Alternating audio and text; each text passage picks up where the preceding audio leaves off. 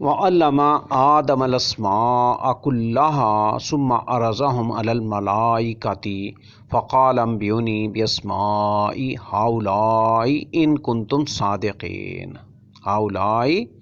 كنتم صادقين قالوا سبحانك لا علم لنا إلا ما علمتنا إنك أنت العليم الحكيم قال يا آدم أنبئهم بأسمائهم فلما أنبأهم بأسمائهم قال ألم أقل لكم إني أعلم غيب السماوات والأرض وأعلم ما تبدون وما كنتم تكتمون۔ اور اس نے آدم کو سب کے سب نام سکھا دیے، پھر ان کو فرشتوں کے سامنے پیش کیا تو فرمایا مجھے ان کے نام بتاؤ اگر تم سچے ہو۔ انہوں نے عرض کیا تو پاک ہے، ہمیں تو اس کے سوا کچھ علم نہیں جو تو نے ہمیں سکھایا، یقیناً تو ہی سب کچھ جاننے اور کمال حکمت والا ہے۔ اس نے فرمایا آدم ان کو ان کے نام بتا دو، تو جب اس نے انہیں ان کے نام بتا دیے اس نے فرمایا کیا میں نے تمہیں نہیں کہا تھا کہ یقیناً میں ہی آسمانوں اور زمین کے غیب جانتا ہوں، اور میں اسے جانتا ہوں جو تم ظاہر کرتے ہو اور جو تم چھپاتے ہو۔ تعلیم الاسماء اس سے مراد تمام چیزوں کے نام ہیں۔ یہ بھی کہا گیا ہے کہ اس سے فرشتوں اور اولاد آدم کے نام مراد ہیں۔ ثم عرضهم علی الملائکۃ، اللہ تعالیٰ نے فرشتوں سے ان چیزوں کے نام پوچھے جنہیں آدم علیہ السلام سیکھ چکے تھے۔ حضرت آدم علیہ السلام نے فرشتوں کو بتایا کہ اس چیز کا یہ نام ہے اور اس کا یہ ہے۔ انبئونی اس کا معنی ہے مجھے خبر دو۔ قالوا سبحانک لا علم لنا الا ما علمتنا، یعنی وہ لاجواب ہو گئے اور انہوں نے اپنے علم کی کمی کا اعتراف کیا۔ قالوا سبحانک لا علم لنا الا ما علمتنا، یعنی وہ لاجواب ہو گئے اور انہوں نے اپنے علم کی کمی کا اعتراف کیا۔ قال الم اقل لکم انی اعلم غیب السماوات والارض، مخلوقات کے ادراک سے جو چیز اوجل ہو غیب کہلاتی ہے۔ اس بیان سے حضرت آدم علیہ السلام اور ان کی ذریت کو علم کی وجہ سے فضیلت اور برتری دی گئی ہے۔ وَأَعْلَمُ مَا تُبْدُونَ، ابن مسعود رضی اللہ تعالیٰ عنہ فرماتے ہیں کہ اس سے مراد ان کا یہ قول ہے قالوا اتجعل فیہا من یفسد فیہا ویسفک الدماء، کیا تو زمین میں اسے مقرر کرے گا جو اس میں فساد کرے گا اور خون بہائے گا۔ وما کنتم تکتمون، اس سے مراد ابلیس کا تکبر ہے جو اس نے دل میں چھپایا تھا۔ واللہ عالم۔ وَإِذْ قُلْنَا لِلْمَلَائِكَةِ اسْجُدُوا لِآدَمَ فَسَجَدُوا إِلَّا إِبْلِيسَ أَبَىٰ وَاسْتَكْبَرَ وَكَانَ مِنَ الْكَافِرِينَ وَقُلْنَا يَا آدَمُ اسْكُنْ أَنْتَ وَزَوْجُكَ الْجَنَّةَ وَكُلَا مِنْهَا رَغَدًا حَيْثُ شِئْتُمَا وَلَا تَقْرَبَا هَٰذِهِ الشَّجَرَةَ فَتَكُونَا مِنَ الظَّالِمِينَ فَأَزَلَّاهُمَا الشَّيْطَانُ عَنْهَا فَأَخْرَجَهُمَا مِمَّا كَانَا فِيهِ وَقُلْنَا اهْبِطُوا بَعْضُكُمْ لِبَعْضٍ عَدُوٌّ وَلَكُمْ فِي الْأَرْضِ مُسْتَقَرٌّ وَمَتَاعٌ إِلَىٰ حِینٍ۔ اور جب ہم نے فرشتوں سے کہا کہ آدم کو سجدہ کرو تو سوائے ابلیس کے سب نے سجدہ کیا، اس نے انکار کیا اور تکبر کیا اور کافروں سے ہو گیا۔ اور ہم نے کہا اے آدم آپ اور آپ کی بیوی جنت میں رہو اور اس میں سے جہاں چاہو بافراغت کھاؤ، مگر اس درخت کے قریب مت جانا ورنہ تم دونوں ظالموں میں سے ہو جاؤ گے۔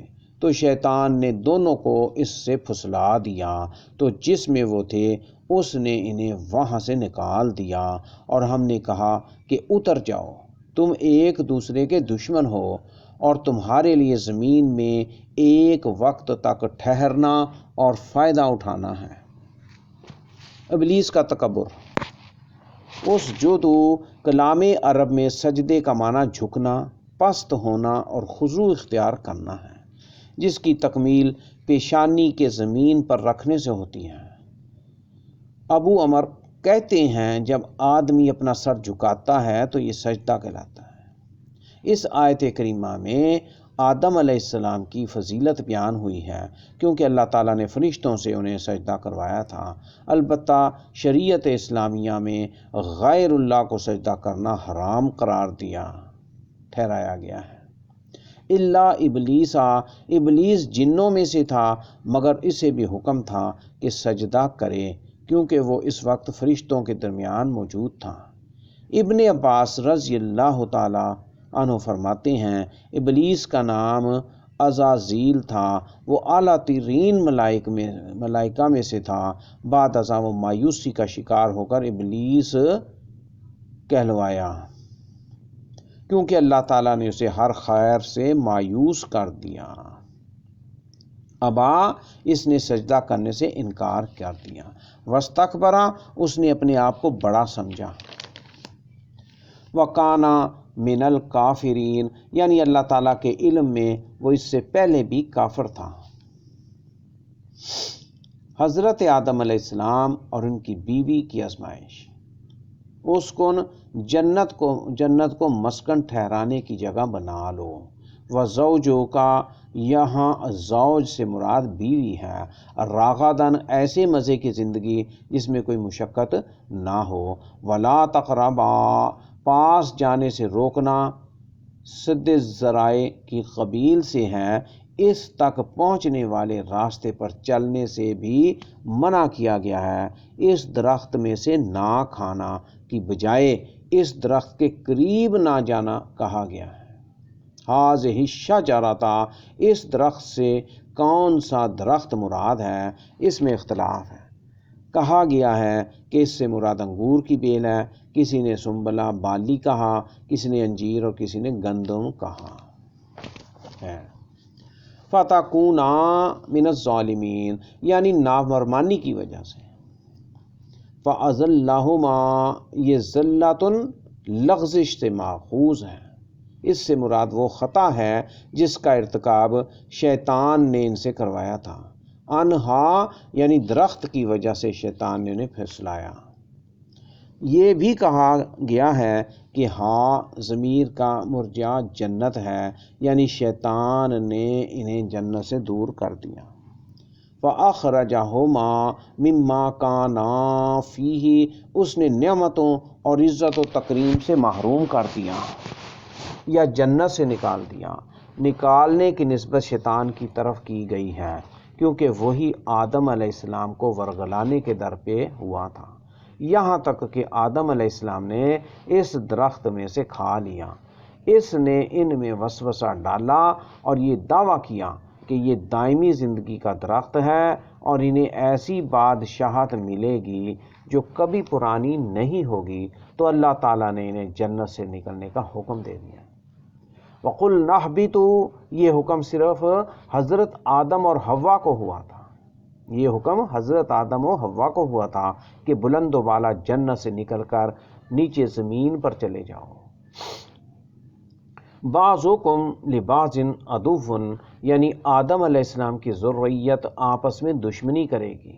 عدو، دشمن، صدیق، دوست کا متضاد ہے۔ عدوان صریح اور واضح ظلم کو کہا جاتا ہے۔ عدوان صریح اور واضح ظلم کو کہا جاتا ہے۔ وَلَكُمْ فِي الْأَرْضِ مُسْتَقَرٌّ، مستقر سے مراد ٹھہرنے کی جگہ ہے۔ متاع، اس سے مراد کھانے پینے پہننے وغیرہ کی وہ اشیاء ہیں، چیزیں ہیں جن سے استفادہ کیا جاتا ہے۔ الہین، یعنی موت تک۔ یہ بھی کہا گیا ہے کہ الہین سے قیام قیامت تک کا وقت مراد ہے۔